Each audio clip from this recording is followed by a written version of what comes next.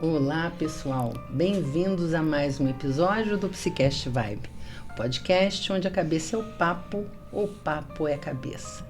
A gente vai falar sobre um funcionamento diferente de algumas crianças, de algumas pessoas, que é conhecido antigamente como autismo, mas é o transtorno do espectro autista. Forma diferente de estar no mundo e de existir. Para isso, nós temos uma convidada mais que especial, uma amiga, que eu vou passar para ela, mas antes eu vou pedir a você para me seguir no Instagram ou no YouTube, tá? @CarmenLúciaGobel ou Psicast Vibe. Então, eu estou muito feliz de poder estar aqui com a minha convidada mais do que especial, que é a Paula Dias, que é psicóloga clínica e neuropsicóloga, tem mestrado em psicologia cognitiva. A gente se conheceu lá na faculdade, na UFRJ. Temos uma parceria de algum tempo, uma excelente profissional e que vai contribuir muito com a gente, com quem está nos ouvindo, para falar sobre essa novidade que é tão antiga. Porque, na verdade, o autismo é uma coisa... Eu vou falar autismo, tá? Mas... Na verdade, é o que é mais comumente falado. O TEA. Vou passar a palavra para a Paula se apresentar e aí a gente começa a nossa conversa. Obrigada, Carmen, obrigada pelo convite. É sempre um prazer estar com você. Nossas conversas são sempre recheadas, Mas é muito bom estar aqui com você. Que bom que nós vamos falar, inclusive porque a Paula recebe muitos dos alunos e das pessoas para fazer avaliação neuropsicológica. E aí a primeira pergunta é: você tem recebido e tem diagnosticado mais casos de autismo do que antes? Sim, bem mais. Acho que as mudanças em termos de padrão de diagnóstico que a gente teve, principalmente com o DSM-5, trouxe assim, uma sensibilidade maior, dos sinais e dos sintomas que facilitaram o diagnóstico. Uhum. Então, por ser mais sensível, ele acaba abarcando muitos casos que seriam casos mais leves que para padrões antigos de diagnósticos não se enquadrariam, Uhum. Para quem não é da área de saúde, Carmen, a gente segue padrões de diagnóstico, seja o CID, que é a Classificação Internacional de Doenças, seja o DSM, que guia a gente nesse processo diagnóstico. O DSM-5 foi o último lançamento, ele trouxe uma variação maior e uma classificação diferente, em níveis. Uhum. E aí ele não considerou mais o autismo, ele classificou, como você disse, do transtorno do espectro do autismo. Na ideia do espectro, que é uma ideia de contínuo, que é uma ideia de vários níveis diferentes, de vários níveis de dificuldades, vários níveis de habilidades, várias comorbidades que podem existir ou não. Então, assim, abarcou uma quantidade maior de pessoas nesse sentido, Eu acho que abarcou mesmo, mas mesmo assim eu acho que tem mais do que sempre teve, Eu não me lembro da estatística, mas assim, quando eu estudei, a gente estava até falando antes, o autismo era considerado uma psicose, uma esquizofrenia, Sim. E o livro também chamava Autismo e Psicose Infantil. E assim... Como muda, Como essa coisa muda. Mas lá não se ouvia falar tanto sobre autismo, principalmente porque a gente só via os autistas extremamente graves, Sim. Os que não tinham qualquer interação social, os que tinham comportamentos restritos e repetitivos, Eram não verbais, Exatamente. Muitas vezes caminhavam junto com uma deficiência intelectual associada, o que agravava ainda mais a questão das habilidades sociais. E assim, hoje em dia, na verdade, a maior parte dos casos, a gente vê casos mais do que seria o nível 1 ou nível 2, pelo DSM, que são casos de maior funcionalidade e menor necessidade de apoio. Uhum. Agora, assim, vamos assim, para quem não conhece essa história, essa forma diferente de existir, esse cérebro neurodivergente, explica um pouquinho, então, o que é o transtorno do espectro autista e quais são as características mais importantes? Porque o que eu acho que as pessoas, às vezes, não entendem é que tem que ter as três, senão não é, Agora, os níveis ficam diferentes, mas explica um pouquinho como é que é o transtorno e quais são os níveis, né? O transtorno ele é marcado por essas questões de dificuldades quanto à consciência social, né? Então, dificuldades de interação, de compreensão do meio, de reconhecimento das emoções, enfim, dessa parte. E gaguejei. Não tem problema não. Tem a questão da... que a gente vai cortar. Vou repetir, tá. Então, ele é um transtorno que ele é caracterizado por comportamentos repetitivos e restritos, né? Padrões de comportamentos limitados e por uma dificuldade em relação à socialização muito grande, né? Ele pode cursar com históricos diferentes de atraso em relação à linguagem, há uma maior sensibilização, né? Uma hipersensibilidade ou uma hipossensibilidade auditiva, física, né, de toque. De textura, né? Sim. Pode cursar também com casos de altas habilidades, por exemplo, que seria a síndrome de Asperger, né, que a gente ainda, pelo CID, a gente ainda considera. A gente, infelizmente, no Brasil não atualizamos o CID ainda. Estamos atrasados. Caramba. Estamos atrasados ainda. Mas, enfim, é um transtorno que tem múltiplas facetas, né? E que, na verdade, traz pra gente como você falou, né? Uma forma de existir muito diferente. Nesse mesmo nome, né, de TEA, a gente abarca tanto aquela criança que, às vezes, é super comunicativa, mas tem uma dificuldade extrema de socializar, de compreender, às vezes, o comportamento dos outros, de antecipar certos comportamentos que os outros possam vir a ter em função do comportamento dele, né? E a gente tem também aqueles mais extremos, das crianças que são não verbais, né? Ou seja, as crianças que não conseguem se comunicar por meio da fala. Crianças com deficiência intelectual. Autismo também tem muitas comorbidades de doenças, né, como epilepsia, por exemplo, que acaba associada a uma maior intensidade dos sintomas, né, uma maior severidade do caso. E aí, na verdade, a gente classifica eles em 3 níveis, nível 1, 2 e 3, sendo o nível 1 mais leve, o mais funcional e o que necessita de menos suporte, e o nível 3, o que necessita de mais suporte e o que é menos funcional.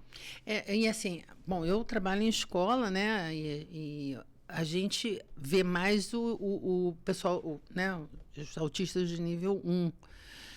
Mas o 2 é que eu acho que ele é mais difícil. Eu não sei, para mim, o que eu vejo, né? Assim, que o 2 ele tem uma certa dificuldade, mas ela não é completamente né, impeditiva, mas que dá um comprometimento maior, né, no caso que eu vejo, né, cognitivo, se bem que a gente está sabendo que o negócio já está diferente também, né? Não só um comprometimento cognitivo, mas também comportamental e emocional, né? A dificuldade de lidar com as próprias emoções, com a frustração, né? Eu vi uma médica falando que ele tem um atraso, é como se ele tivesse um delay no reconhecimento facial, né? E aí, até ele sacar que você está com raiva, já passou. Já passou do ponto. Já passou do ponto. Então, assim, ele tem esse atraso, esse delay, não ajuda, né, a comunicar, a reconhecer a emoção, né? E eu acho, né, que a gente tem vivido com relação a isso, e agora um pouco diferente, muito, muito preconceito. E eu tenho visto agora o contrário, a pessoa achar legal. Poxa vida. Percebo também. Você percebe? Falei, caramba, fica falando que autista. Eu falei assim, gente, porque, na verdade, embora seja uma coisa diferente, impactos tem. Por exemplo, eu tenho hipersensibilidade a ruído. Eu falei, será que sou autista? Não, mas faltam as outras coisas, né? Porque... E eu vi também uma classificação dos caras, uma classificação mundial, né? Que eles falaram que se 50% da população vai se identificar com algum dos sintomas, né? Das características do autismo, né? E não é. Né? A ideia do fenótipo, né? Que você pode ter alguns sinais e sintomas, mas você não fecha o critério do diagnóstico, né? Realmente, assim, acho que isso é uma coisa até positiva, essa certa tranquilidade, essa certa aceitação mais fácil do TEA, acho que pode ser até uma coisa positiva em função do acesso à informação que está maior hoje em dia, né? Antigamente, na verdade, você ia por um caminho oposto. Escondia. A criança autista escondia, ou quando acontecia de saberem o diagnóstico, falava, esse menino não é autista, não. Um autista, uma criança com TEA, por exemplo, que falasse, né? Esse menino não é autista, não, ele só é mal educado, ele só não tem limites, né? Ele fala como é que ele é autista. E hoje em dia, na verdade, você já vê uma compreensão melhor. Assim, a gente ainda tem muito a caminhar, mas as pessoas já entendem melhor o que é o TEA. E eu acho que é um alívio muito grande por parte dos pais, porque especialmente esses casos de nível 1, eles eram os casos que nunca fechavam o diagnóstico. Então, você tinha ali crianças que apresentavam sinais e sintomas, que apresentavam queda de funcionalidade, né? Eram crianças que os pais sabiam que tinham alguma coisa, mas que não sabiam entender o que era. E se a gente não nomeia, se a gente não sabe exatamente o que está acontecendo, a gente também não consegue intervir de maneira adequada. E assim, você estava falando essa questão de impulso, né? E eu acho que tem uma questão ligada ao controle inibitório, me parece, né? Principalmente no que diz respeito a comportamento, quando é muito disruptivo, né? Quando não se controla mesmo, né? Não. É tomado pela emoção, né? No comportamento disruptivo, ele é tomado pela frustração. Então, ele entra num padrão de um padrão que o acalma em um certo nível. Então, é um padrão de explosão, muitas vezes, né? Mas que é uma tentativa de se autorregular. Eu já vi bastante isso. E o que é mais difícil? O que eu faço com isso quando uma pessoa está fazendo, né? Uma criança está fazendo isso? Porque, na verdade, existe a questão de você ter esse estouro de impulsos, né? Essa explosão de impulsos, e, ao mesmo tempo, a necessidade de ir trabalhando para poder estar convivendo com os outros, né? Como é que a gente resolve essa parada, né? Num ambiente mais escolar ou num ambiente mais familiar, o ideal é que a gente consiga evitar que se chegue a esse ponto. Porque esse já é um ponto de sofrimento. A criança não entra num comportamento disruptivo porque é legal para ela, é porque ela já está num excesso do que está acontecendo ali. Ela não está conseguindo lidar com aquilo, né? Então, o ideal é a gente evitar que isso aconteça. Na escola, a gente tem muitas ferramentas. E aí vai depender do que está causando esse comportamento. Se for uma coisa mais sensorial, por exemplo, um barulho alto dos colegas de turma, né? Vamos considerar uma criança em idade escolar que faz parte de uma turma e que começa a ter esse comportamento disruptivo sempre que a turma começa a fazer um trabalho em grupo, por exemplo, que falam alto, gritam e é muita movimentação. A gente pode se antever a isso criando um cantinho do silêncio, por exemplo. Um espaço em que ele possa, né, diante do excesso de barulhos, se afastar daquele meio. Ou usar, você já deve ter visto, aqueles fones, tem uns até que são... abafadores, né? Exatamente. Tem uns até que são personalizáveis, né, moldados em função da orelha, né, da criança e do adulto. Para justamente evitar essa sensibilização, né, essa hipersensibilização ao barulho. Agora, deixa eu te fazer uma pergunta, porque é uma coisa que eu me pergunto, né? Você tem uma pessoa com essa hipersensibilidade, mas ela vai a jogo de futebol. E tudo bem.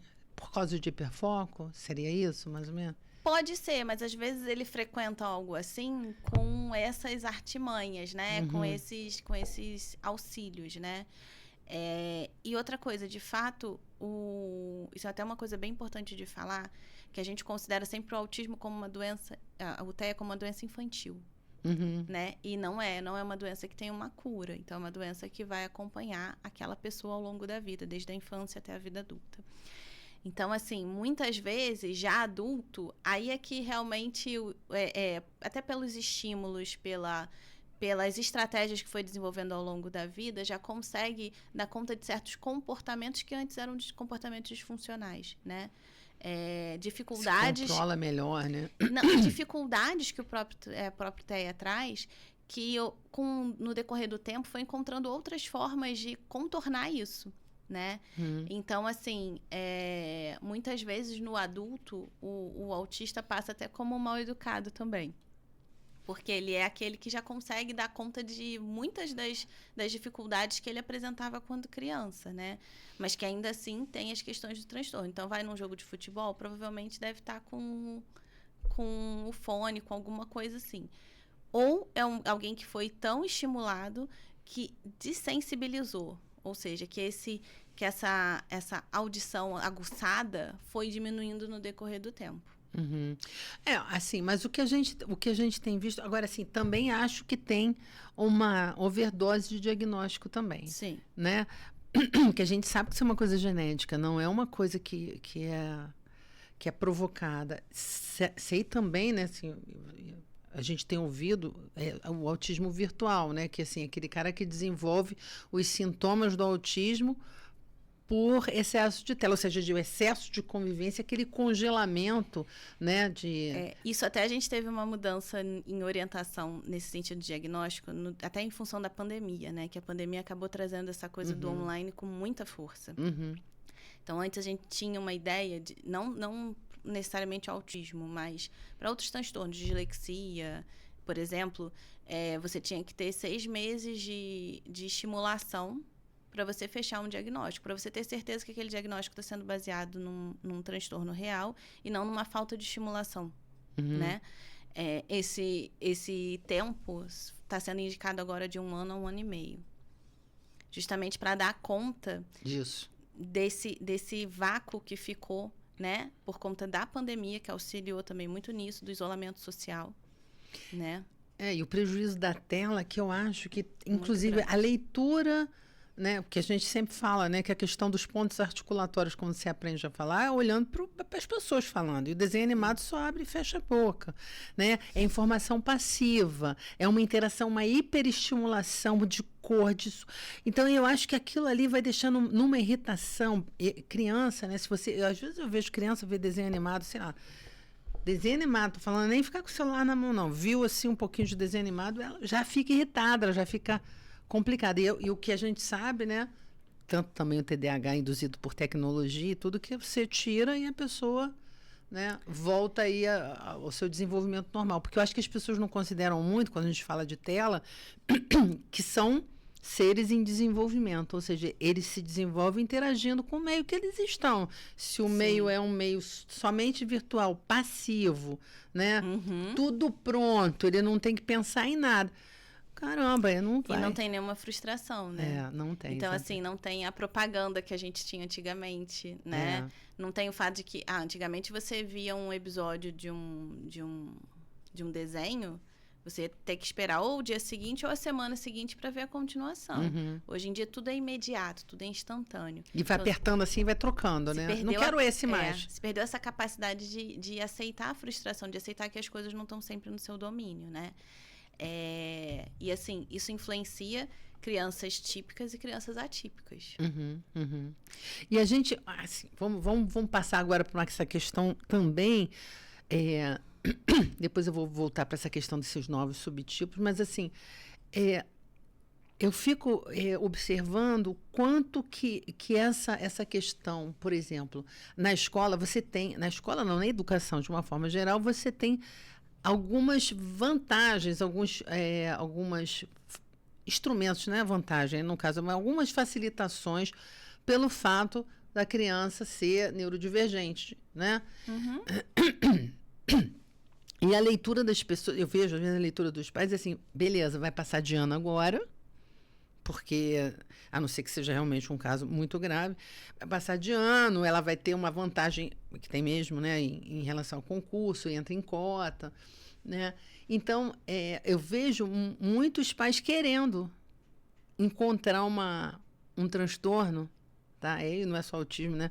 Um transtorno para poder justificar, de repente, uma dificuldade ou um desempenho baixo, porque aí vai passar de ano, e aí o meu investimento vai justificar.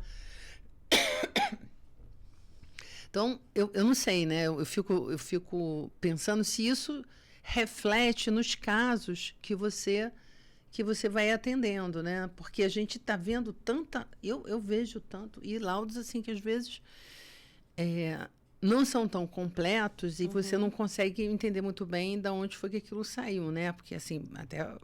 Eu acho importante falar que assim, os seus são ótimos. Obrigada. Né? Porque você consegue entender de onde você tirou aquilo. Né? E às vezes a gente vê um caminhar em termos de testagem de uma determinada maneira e um resultado que às vezes não corrobora, baseado apenas num questionário, por exemplo. Uhum. E o que não ajuda em nada. Mas voltando aí à questão dos nossos colegas. Mas posso te interromper? Claro. Porque o que você falou fala muito do imediatismo que a gente vive hoje em dia, né? Uhum. De que as coisas sempre têm que ser na hora que eu desejo, da forma como eu desejo, né? E que o não, a frustração, o impedimento de algum nível, ele não é aceito, né? Você sabe que você acabou de falar uma coisa que a gente tem falado, que a gente, num outro podcast que a gente já gravou, já falou, sobre justamente, por exemplo, com animaizinhos, né? Com pets. É que não tem contraponto no sentido de você ter que brigar, de você ter que, né? Os desafios da interação, eles não existem, né? Porque tá sempre feliz quando te vê. Claro que tem as frustrações na doença e tudo, mas de uma forma geral. E a gente tem visto uma sociedade totalmente individualista. Que é uma falácia, mas beleza. Mas a gente, não sei, a gente não vai convencer ninguém, mas eu acho importante a gente falar quanto que é uma visão de que eu não preciso de ninguém. E o sofrimento e o obstáculo, o desafio, são coisas para serem evitadas e não para serem enfrentadas. Sim. Na verdade, você tem a felicidade como um objetivo real, né? E a felicidade não é um objetivo real, né? Ela é um momento.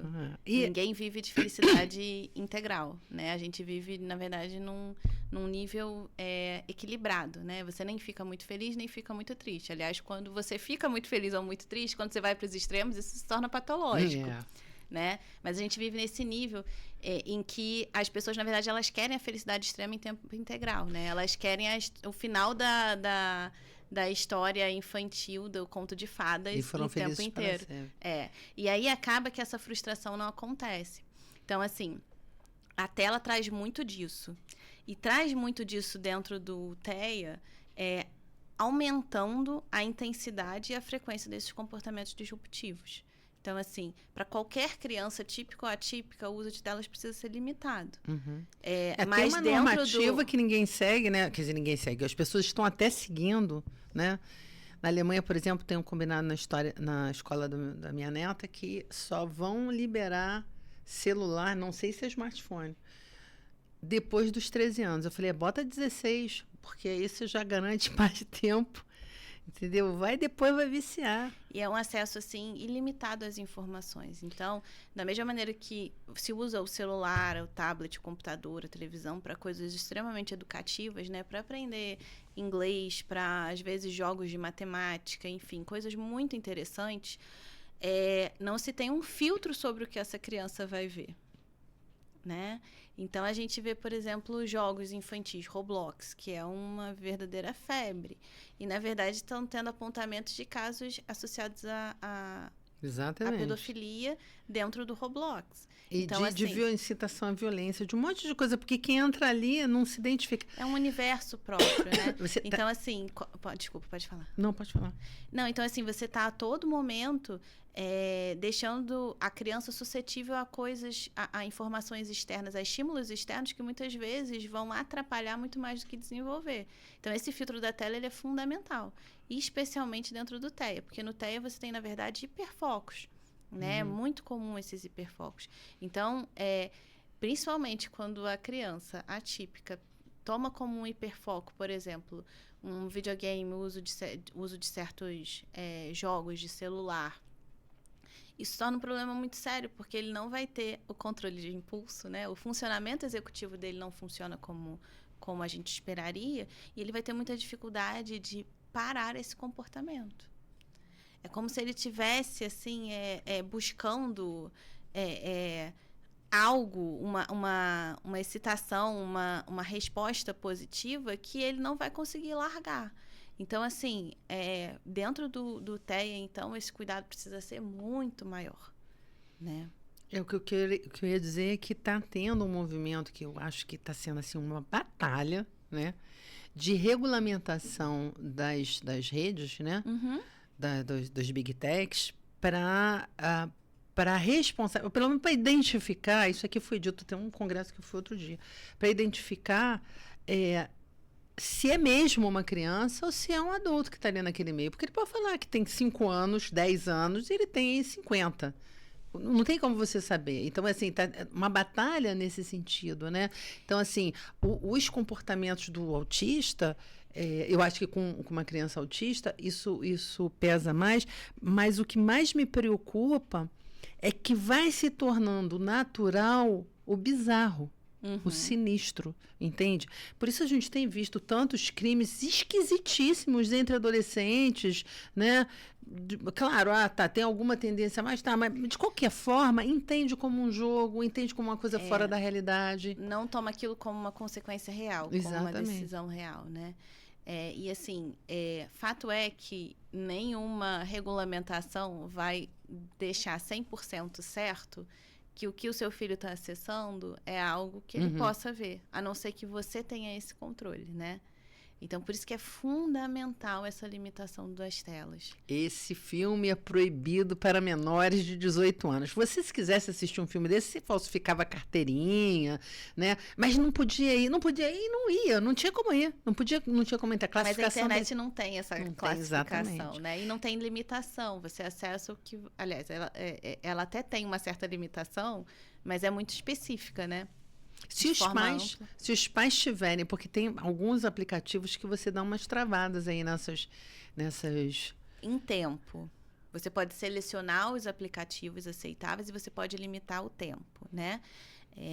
Mas assim, quando entra num Google da vida, você não tem esse controle. Não tem. Nem YouTube, né? E a gente nem precisa ir tão longe, né? A gente vê uma sexualização maior das crianças hoje em dia, né? Mais precoce, né? E assim, por exemplo, uma criança de 9 anos tem um grupo de WhatsApp. Paula, isso é incrível, porque na Alemanha não é assim. A criança é criança mesmo. E você sente uma diferença enorme. Que eu tenho 2 netos de 13 anos que são de lá. Eles se comportam ainda desse jeito. Eles não são 2 pegadores que estão... Entendeu? É muito diferente. Então, a gente também tem uma coisa cultural aqui que ajuda pra caramba você atrapalhar esse negócio. A gente está adultizando as nossas crianças, né? A gente está considerando eles adolescentes, mesmo eles sendo crianças. E a gente acha que eles têm um discernimento sobre o certo e errado que eles não têm, né? E a gente dá uma liberdade que não é real. Né? E a gente entra até um pouco dentro do que é a psicologia positiva, né? Do que ela prega das escolhas, enfim. Que muitas vezes a criança ela não tem estrutura para definir essa escolha, para compreender a escolha que ela está fazendo e as consequências dessa escolha. Né? Eu acho que ela cria um estresse de você dar uma responsabilidade para uma criança que não sabe o que fazer com aquilo. Sabe? Na verdade, você se exime da responsabilidade. Escolhe, o que você quer comer? Brócolis, cenoura, chocolate, claro, eu prefiro chocolate. Não, brócolis, cenoura, chocolate. Ela quer chocolate, tadinha, não vou fazer isso com ela nesse momento. A psicologia positiva, voltando um pouquinho no que você está colocando aí, ela diz que felicidade, na verdade, são 3 coisas boas num dia, se você for solteiro, tá? E uma coisa ruim. Se você for casado, são 5 coisas boas e uma ruim. Ou você tem sempre alguma coisa que tem que compensar. Não tem tudo ótimo o tempo todo. Porque dentro de você não fica ótimo. Você fica procurando também, né?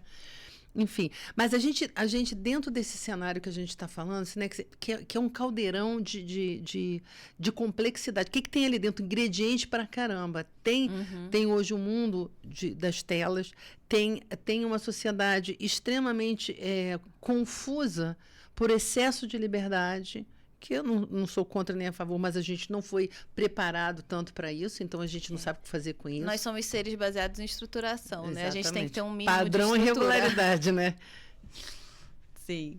Eu acho que isso é uma coisa que é importantíssima, porque as pessoas acham... E a gente entrou num mundo, né, desse mundo mais líquido, que é próprio dessa tecnologia, deixando a gente muito à vontade para qualquer coisa.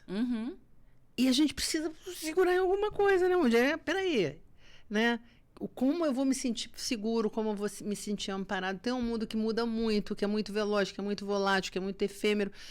E dentro desse cenário, muito mais possibilidade de você atuar ajudando, ou criando intervenções para pessoas, para crianças, Sim. adolescentes, adultos com determinados né, características aí, né, neurodivergentes, por exemplo, mas que esses caras têm que existir nesse cenário. E, por exemplo, vou te dar agora um caso. Né? Você vê, às vezes você vê um caso aí, é claro, fictício, né? Mas às vezes os pais entendem que o autista, que ele é, vamos dizer, que é. Eu teria que definir assim, ele é nível de suporte 1 para a questão cognitiva, mas ele é 2 para a questão emocional. Eu não sei nem se isso funciona muito, mas a sensação que dá é isso, assim, questão de controle de impulso é muito complicado, mas em desempenho vai tudo bem, obrigado. E é uma sensação assim que você não pode frustrar nunca, porque senão vai estourar a bomba. Então, a pessoa vai cada vez mais tendo poucas condições também de desenvolver.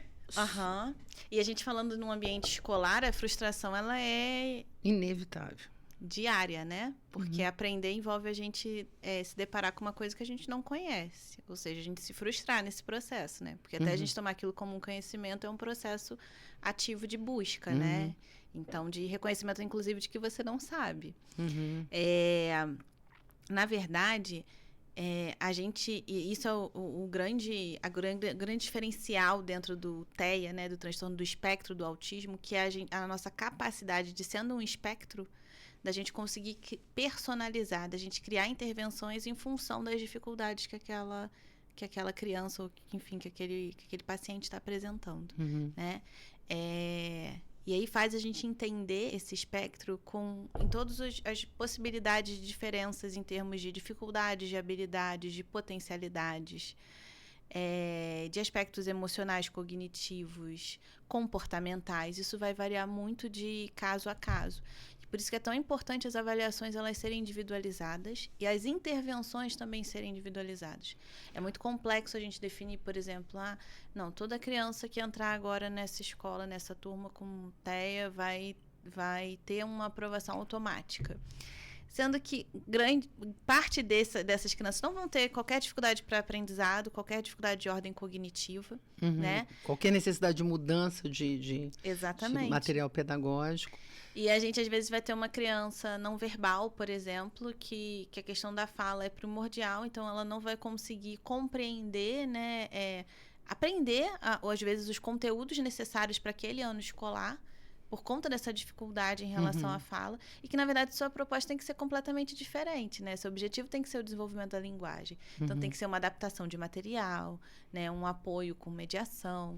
Então, assim, cada caso vai ser um caso. Da mesma forma, se tem uma criança com TEA, com deficiência intelectual, seus objetivos vão ser únicos. Com TEA, com altas habilidades, você já vai ter, na verdade, às vezes, um aspecto muito mais comportamental, porque você vai ter uma tendência ao hiperfoco e uma necessidade de um alto desempenho que vai frustrar e vai irritar e vai... Então, assim, a altas habilidades vai tender a uma intervenção muito mais comportamental, mas você não vai ter intervenção cognitiva, você entende? Mas assim, eu acho que é uma coisa importante a gente colocar que o que a gente vê muito acontecer é a pessoa vai lá, faz um laudo, faz uma avaliação e você tem, né, uma confirmação com o médico e tal. A pessoa tem o transtorno do espectro autista. E agora se vira na escola.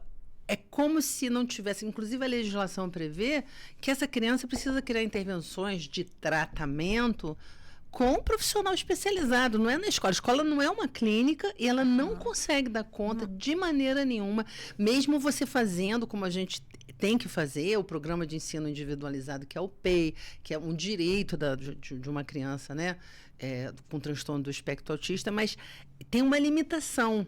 Não tem resultado como você pode esperar dentro de um tratamento. Isso é uma parceria. Mas isso é uma coisa muito importante da gente demarcar aqui. O diagnóstico não é taxativo.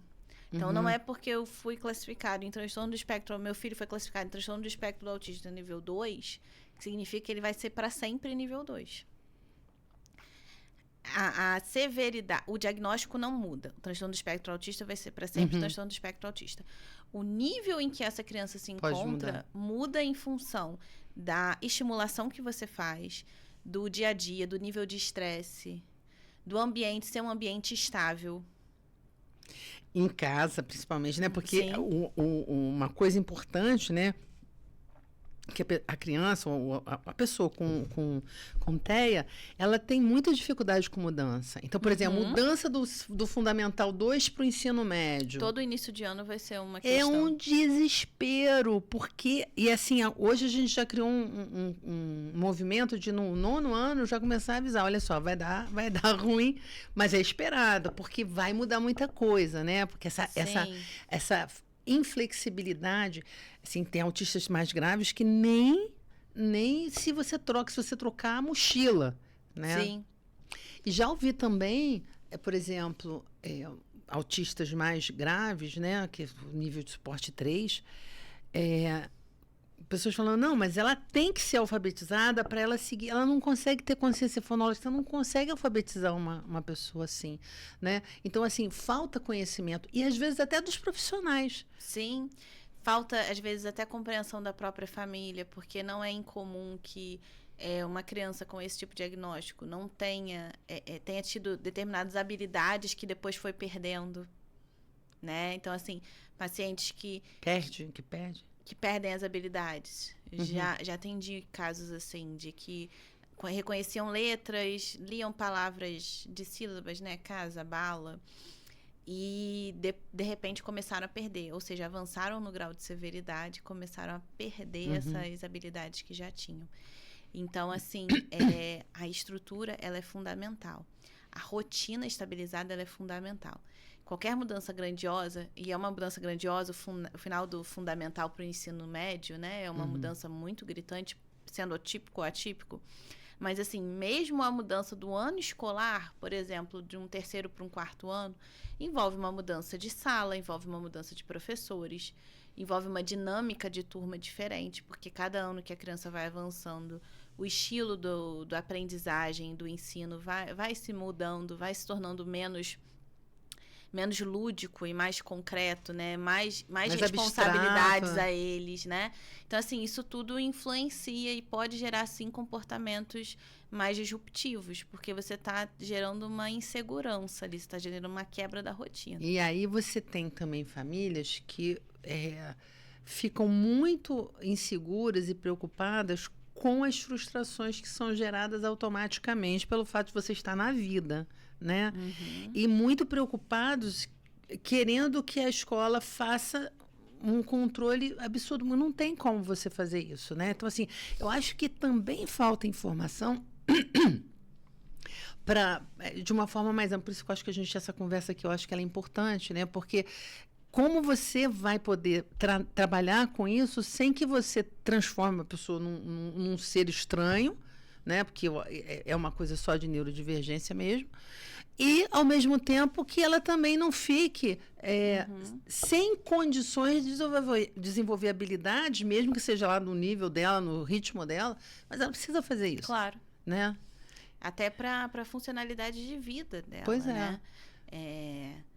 E assim, nesse ponto, a família tem um papel muito fundamental, que é o papel do acolhimento, né? A escola tem um papel primordial de observar e de adaptar dentro das necessidades, né, ao que é necessário para desenvolver aquela criança em termos de conteúdo. E o que é possível, né? Porque, às vezes, não é possível fazer determinadas coisas que são esperadas pela família, né? A escola tem um espaço coletivo, ela tem limitações também. Então, e aí essa ideia do Tetra é justamente isso, né? É a adaptação, é dar uma esperança realista, é entender o que é o TEA para aquela criança, quais são os objetivos, o que está trazendo mais sofrimento, o que está trazendo mais limitações, mais disfuncionalidade. E trabalhar a partir daquilo. E nesse mecanismo, a família, a escola e os profissionais vão ter um papel fundamental entrelaçado. Exatamente. Parceria, não é embate, Não. Né? O que a gente vê muito, assim, as pessoas... bom, eu estou falando da minha realidade, né? Muitas vezes a gente sente que é uma coisa de embate, de que você não quer fazer, de que você tem que fazer. E muitas vezes não é assim. A gente tem as limitações. A escola tem a autonomia para decidir quais são as ferramentas que ela vai usar, as medidas pedagógicas, as práticas pedagógicas alinhadas com os profissionais que estão fazendo isso, né? Você sabe que a gente faz assim, Sim. né? Mas, assim, eu acho também que vem aí famílias que vêm muito cansadas, assim, desse processo todo até se chegar a esse diagnóstico.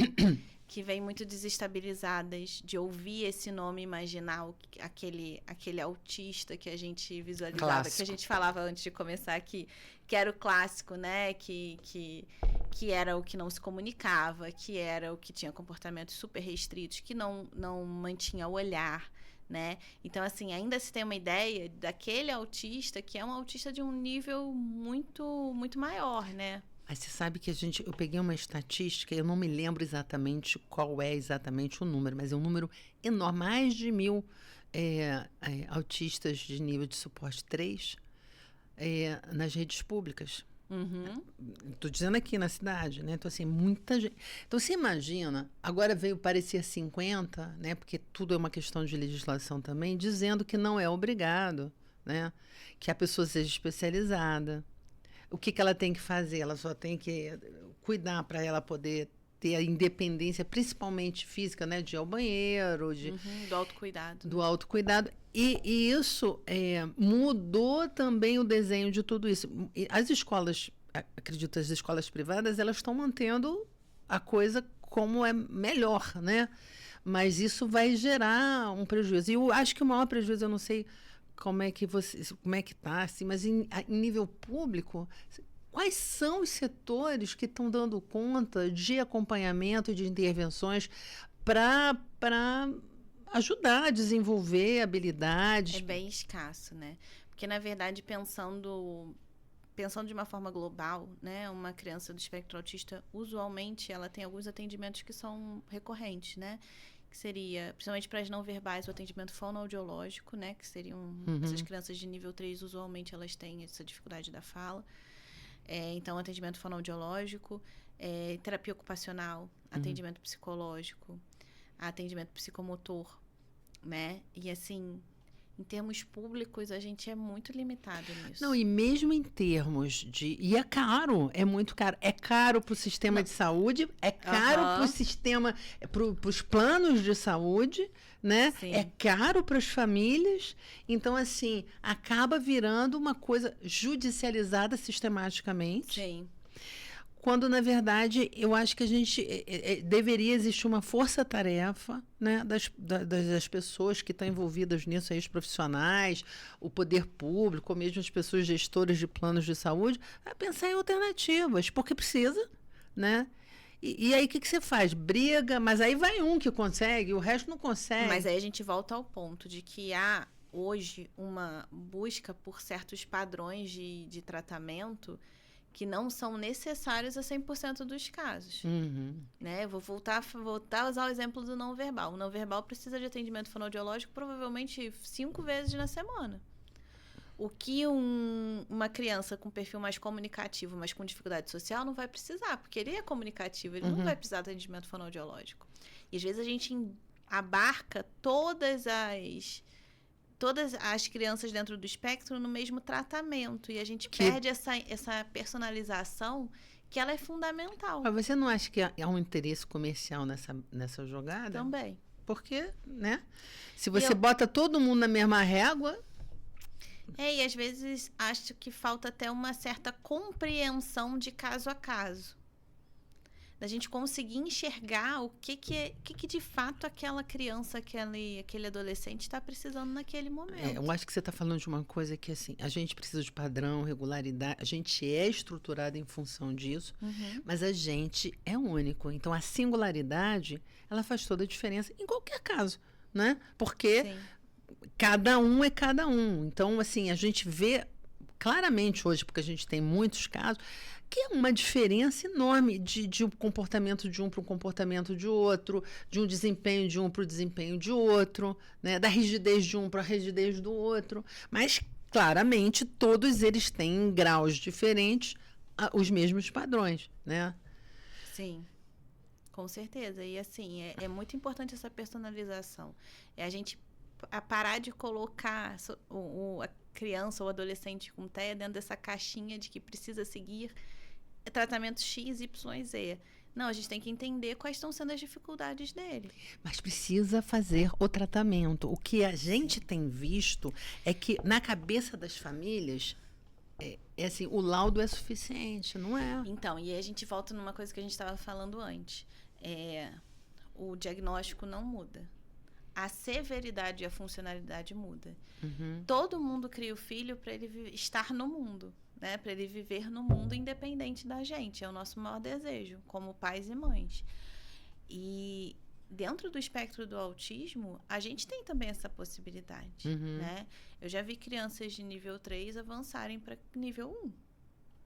O que muda? Todas elas vão? Não. A gente vai caso a caso, de novo, né? Depende das comorbidades envolvidas, depende da genética envolvida, das estimulações, depende de muitas outras coisas. Mas, assim, ele não esse diagnóstico, ele não precisa ser eterno, né? A nosso objetivo a evolução é possível. A evolução, a severidade, sim.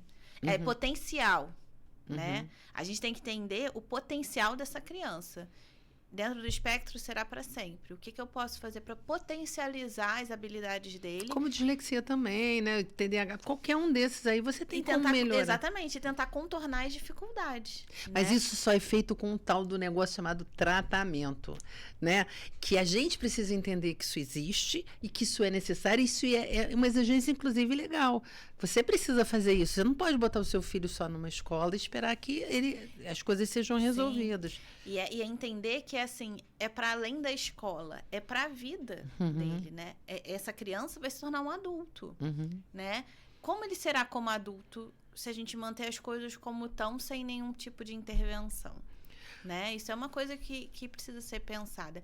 Eu entendo que muitas vezes não é fácil levar à frente os tratamentos, como a gente falou, do custo. É caro, né? Do tempo. Muitas vezes os tratamentos envolvem horas por dia de dedicação, né? Mas é importante, mesmo que não sejam possíveis todas as indicações, que as prioridades sejam feitas, né? Que essa criança seja estimulada. E os profissionais também a orientarem essas famílias. Eu tenho um sonho de existir um centro de atendimento, centro de desenvolvimento da aprendizagem, por exemplo. Tá? E aí a gente pode colocar qualquer coisa. E nesse centro, você vai desenvolver potencial de qualquer um ali. E você vai desenvolver dentro daquilo que ele pode. E a gente só pode comparar ele com ele mesmo. Se ele avançar, tá ótimo.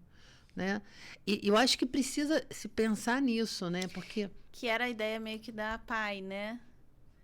De estimulação de diferentes profissionais de diferentes áreas. Então, da criança passar por todas elas, inclusive... para as crianças que tinham mais dificuldade cognitiva, né? De ter uma coisa mais prática, de aulas de culinária, por exemplo, né? Que é justamente isso. Eu sei o quanto é difícil para as famílias, principalmente as que não têm essa questão financeira, né? Que a maioria, né? Manter esses tratamentos é impossível, né? Mesmo que você consiga, em alguns casos, dentro do TEA, você consegue a aposentadoria, né? A aposentadoria, né, de um salário mínimo, né, para criança, um salário mínimo não abarca o tratamento, não paga o tratamento de uma forma completa, né? Então a gente está falando de uma questão genética, né? Depois eu vou até te perguntar sobre essas novas descobertas aí, né? Dos diferentes níveis, que implica num desenvolvimento né, dos potenciais dentro daquelas características daquela pessoa, mas sem condição de ter serviço para isso. E não só de serviço, né? De disponibilidade de tempo, que seria interessante uma ideia como essa mesmo, mas ter várias, né? Eu acredito. Sim. De especialização dos profissionais, de compreensão, né? De comunicação entre eles, que eu acho que é o ponto que é mais difícil hoje em dia. Você sabe que é uma legislação agora, né? Você é obrigada, os professores precisam ser treinados. A gente não presta muita atenção, mas você tem que treinar todo mundo, que ensinar eles como é que cada caso Isso funciona. a gente falando até em termos de professores, eles são a linha de frente, né? Dentro da identificação do espectro. Então, assim, muitas vezes a criança só consegue ter uma hipótese diagnóstica a partir do momento que ela entra na escola, né? Claro que existem casos de crianças antes dos 2 anos e meio que conseguem ter uma indicação diagnóstica por meio dos atrasos, né? Do atraso motor, do atraso da fala, da dificuldade de manutenção de olhar. Mas a maioria dos casos, na verdade, a hipótese ela vem a partir da entrada na escola. Porque, na verdade, é quando a gente consegue ver essa criança no social. Num social amplo, né? Que é um social fora da família. Então, assim, esse conhecimento por parte dos professores, ele é fundamental para a identificação precoce desses casos. Quanto antes a gente consegue identificar, quanto antes você consegue diagnosticar, antes você consegue intervir. Então, as consequências disso são extremamente positivas a longo prazo. E, assim, para as pessoas poderem entender, tem que ficar claro que isso não é uma coisa que você tem na gestação, não é uma coisa que você adquire. Nem aquela ideia de mãe geladeira que a gente tinha antigamente, né? De que, não, foi porque a mãe não interagiu direito com a criança e por isso ela desenvolveu de maneira nenhuma. É uma condição que hoje a gente entende, a gente não consegue identificar um gene que justifique o quadro, mas é uma síndrome de ordem, um transtorno de ordem genética, né?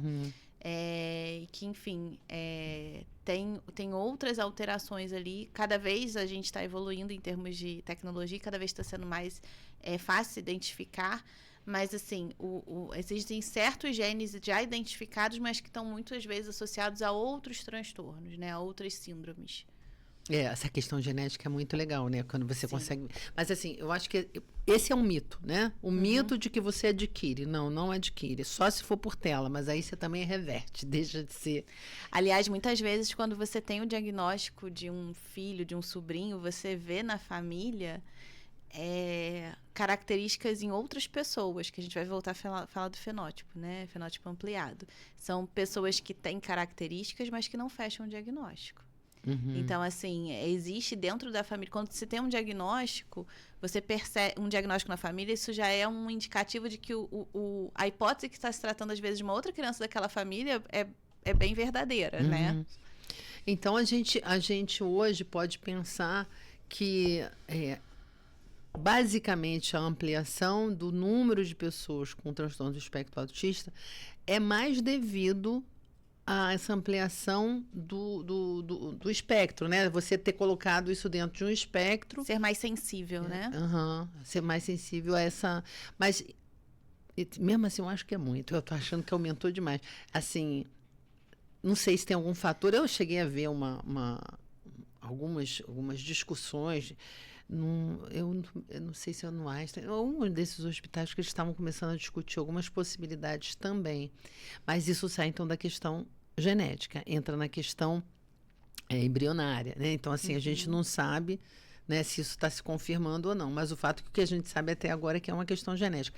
Mas vamos pensar agora, antes a gente já está quase terminando, dicas, né? Dicas para os pais, para as escolas, né? As coisas que são importantes a gente poder falar, porque as pessoas precisam entender. A gente já falou que precisa ter o diagnóstico, precisa ter um acompanhamento de algum jeito, né? A prioridade que você pode dar é para fono agora, eu só posso pagar isso. Enfim, né?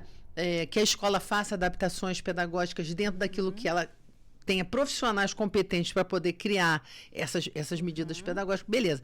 Mas quais outras dicas a gente pode... Bom, primeiro para os pais, para a família, né?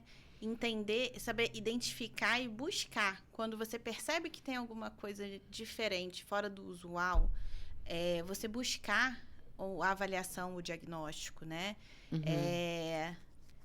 É muito melhor quando a gente consegue começar a estimulação mais cedo, né? Então, percebeu? Teve um atraso de fala importante? Está percebendo que está tendo dificuldades grandes de socialização? Pode ser que não seja o TEA, mas e se for, né? Vamos começar a buscar essa avaliação, esse diagnóstico mais cedo. Segundo, assim, entender que a família é o centro do acolhimento para aquela criança. Então, assim, ele vai se frustrar, ele vai se irritar, mas ele vai ter na família o apoio que ele precisa, o alicerce. Então, assim, entender que criar rotinas claras, né? A gente vai voltar a falar da questão da rotina, né? O quanto é importante para essa criança a estruturação do dia a dia. Respeitar esses limites sensoriais quando eles acontecerem. Não adianta nem a gente achar que tudo vai continuar do jeito que está, nem a gente estimular achando que a gente vai zerar todos os sinais e os sintomas de um dia para o outro. Então, assim, respeitar essa questão do sensorial, valorizar as conquistas, isso é fundamental. Qualquer pequeno avanço é um avanço. E não é um avanço sem esforço por parte dessa criança. Né? Todo o avanço ele é baseado em muito esforço. Ele está mudando o funcionamento dele.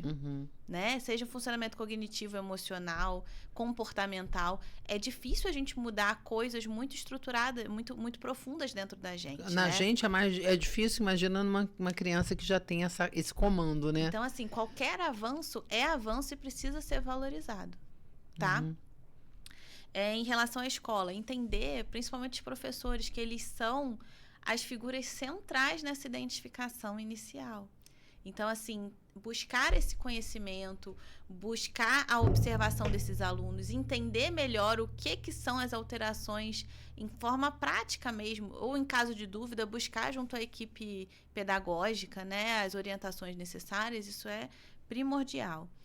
Adaptação dos materiais em função da necessidade da criança. Isso é muito importante, em função da necessidade. Não é para todo mundo igual, mas de acordo com o que é preciso para cada um, entendendo o perfil da criança, entendendo essa questão da construção da rotina, né? Promovendo uma inclusão real, não aquela inclusão de livro, né? Mas a inclusão de realmente da criança se sentir conectada à sua turma, por exemplo, que é um trabalho que, né, você faz isso muito, muito bem, então você sabe mais do que eu, o quanto é importante essa criança sentir parte de uma família dentro daquela turma, né? A gente tem a nossa casa e a escola é uma segunda casa, é uma família, né? E dentro de uma turma, a criança se sente ali envolvida. Então, é fundamental essa inclusão. E também essa questão da evitação do bullying, né? Que pode acontecer e por vezes acontece. Então, assim, a escola sempre ter um olhar diferenciado em relação a isso. O bullying já é uma questão, inclusive, legal, né? Hoje a gente tem que fazer, né? A gente já fazia antes de ter que fazer, mas hoje isso está sendo considerado uma coisa que pode ser criminalizada. Acontece sim, isso tem a ver com perfis das pessoas, né, dos alunos, que de repente acho que não tem nada demais, né? Eu canso de ouvir isso. Não, porque antigamente você podia chamar o fulano do que quisesse. Mas só que você não sabia antigamente se o cara não estava desesperado com aquilo ali, sim, né? O sofrimento, né? E é isso, né? E ter esse olhar também para o bullying, né? E assim, entender que a família vai ser acolhimento, a escola vai ser observação e adaptação e que juntas e junto dos profissionais que vão favorecer essas intervenções, essas potencializações, juntos vão construir um caminho que é um caminho verdadeiro, né? De potencial, de desenvolvimento. Eu acho que também tem algumas coisas que são importantes também a gente falar, que você inclui, a inclusão é uma coisa super fundamental. Eu mesmo sou um caso de inclusão por conta de deficiência visual, mas existe um limite ali muito tênue entre se você está incluindo ou se você não está incluindo, você está excluindo. Porque se ele tiver um mínimo de noção, pode se sentir, ao se comparar, se sentir muito desprivilegiado. Outros não. Mas, assim, de uma forma geral, claro que isso é uma exceção, mas a gente tem observado, por exemplo, muitos autistas de nível 2, eu vejo que a gente recomenda mais, dependendo do tipo de limitação cognitiva, para trabalhar em coisas mais mais práticas, menos teóricas. Então, cursos mais práticos que você tem que manusear alguma coisa, ou que você tenha, né, você não tem que usar tanto abstrações e mais o concreto, né? Então, eu acho que tem questões aí que são super importantes. Eu acho que a gente escuta, todo mundo é autista agora, né? E eu já cheguei até a pensar que tinha aumentado por conta de algum fenômeno, mas que sempre a explicação é a mesma, né? A explicação sempre é... Na verdade, a prevalência hoje é em torno de 1% da população mundial, né? 1% não é muito, não é? Não é muito, não é muito. E o TDAH é quanto? É 3? Eu tinha pensado... Não, de cabeça não vou lembrar. Porque eu fiquei pensando... Não, porque, olha, TDAH... tem uma produção em massa. Eu fico pensando se todo mundo é mesmo. Porque hoje eu estou ficando com TDA de tanta distração, né? Enfim, eu acho que a gente pode... Agora, você falou para a escola, para os professores e para os coleguinhas, né? Eu acho que também tem que passar para os colegas, para os coleguinhas, quem tá perto, né? O que ele pode fazer para ajudar, né? Acolher, né? Entender que, sendo uma criança ou um adolescente dentro do espectro, isso não quer dizer que ele não vá buscar estar junto com os colegas. Muitas vezes ele não vai saber como agir, mas não que ele não tenha o desejo de estar, né? Não saber como se comportar, mas querer estar junto com os colegas, participar de atividades, por exemplo, convites para casa de brincar fora da escola, né? Da interação fora da escola, isso é fundamental, né? De estar junto. Entender que, assim, é um colega, que só tem um jeito diferente de ser. De existir, exatamente. Bom, Paula, eu quero te agradecer muito pela sua contribuição de sempre, de hoje. Obrigada. Eu acho que, assim, essa nossa conversa não pode parar por aí. Eu acho que a gente tem que falar mais sobre, inclusive, outros transtornos, né? E outros funcionamentos. Obrigada pela forma clara que você trouxe as informações, enfim, o teu conhecimento, a tua competência, né? Fiquei muito feliz de estar com você aqui. Eu que te agradeço, foi um prazer estar aqui. O tempo passou rapidinho, né? Sempre, né? A gente senta para conversar, passa. Mas queria te agradecer o convite, né? A oportunidade de falar sobre um assunto tão importante, né? Eu vou te convidar de novo. Estaremos aqui. Então tá bom, gente. Eu agradeço a vocês pela audiência e vamos para o próximo podcast. Até lá.